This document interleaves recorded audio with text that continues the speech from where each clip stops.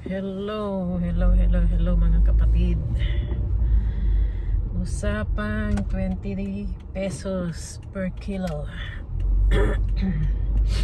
Talagang hindi ba kayo makahalata ng mga followers? Hindi yung mga vlogger kasi trabaho nila yon, yung nauutusan sila na magpakalat ng fake news. So kayo naman na mga followers, mga tagapakinig na panay ang suporta, panay paglaban, please wake up, use your common sense.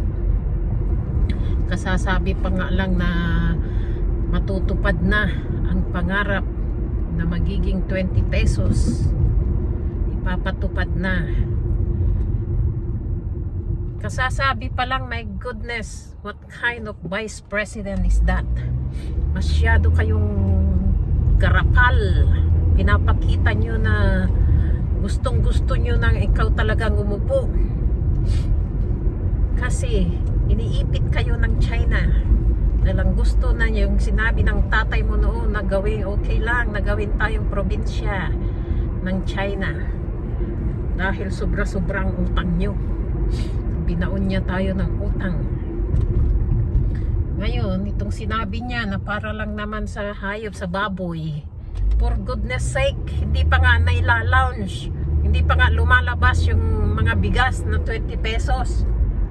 At yung presyo ng 20 pesos na yun ay 36 pesos. Kaya lang, abunuhan ng LGU. Kaya maging 20 pesos. Paano nyo masasabi na pagkain ng baboy? Noong, ay naku. Except kung ikaw ang bibili, masasabing baboy ka na.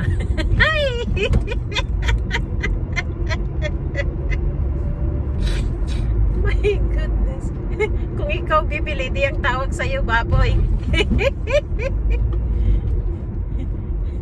Ikaw ang bibili, tawag sa'yo baboy. Tingnan natin, sana makilala natin yung mga DDS na bibili ng bigas.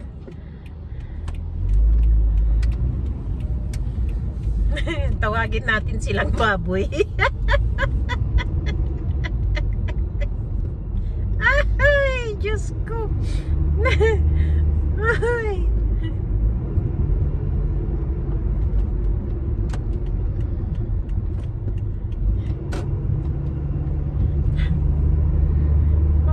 Ka talaga, BP Sara.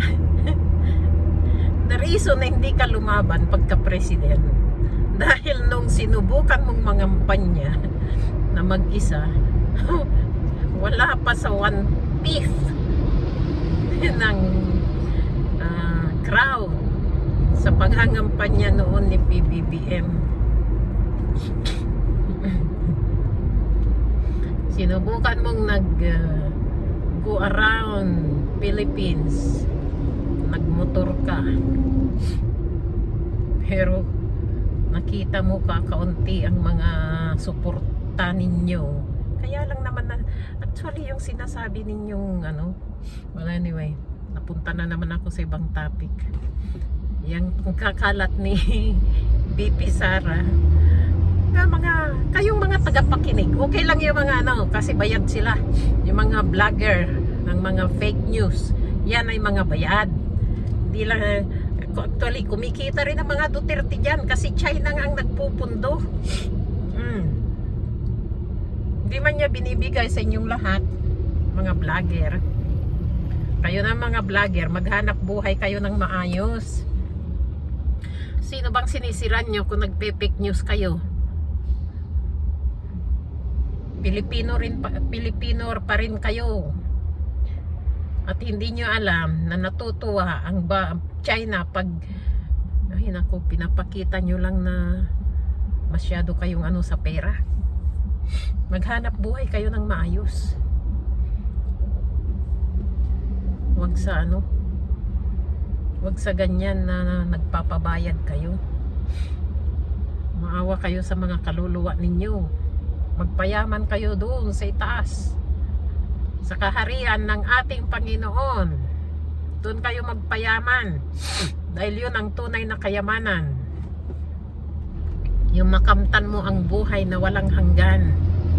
Pero kung ganyan na ano, sige, muwi na lang kayo doon sa China. My goodness. Para kayong hindi mga Pilipino.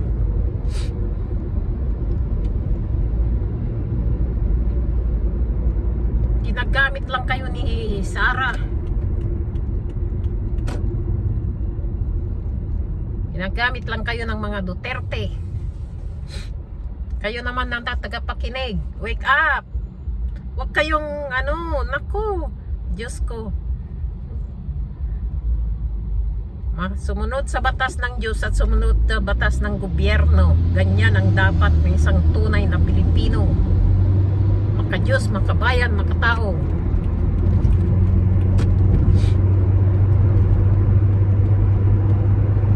Okay? Di pa nga lumalabas yung bigas. Hinusgahan na. Hindi na nahiya. Masyado ng ano, anong sabi ni Attorney Claire, anay.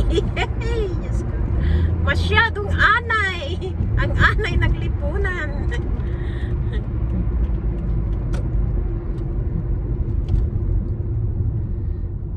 Instead na tumulong, di pa nga nailulunsad, gumawa na naman ng fake news. Ay, nako, talaga nga naman. Ay, praying for all these people na itaboy silang lahat. Mga masasamang espiritu na gustong maging makapangyarihan sa pangangatawan ng former President Kibuloy, BP Sara, lahat ng Duterteng nasa posisyon.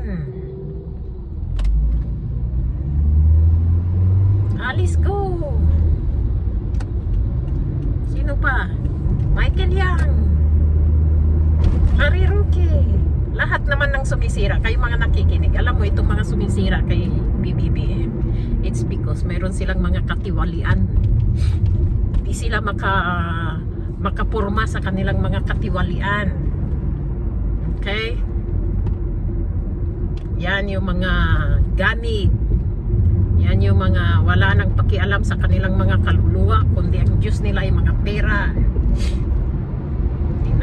Di na sila naawa. Kainin ng kanilang mga anak. Ang galing sa masamang gawa.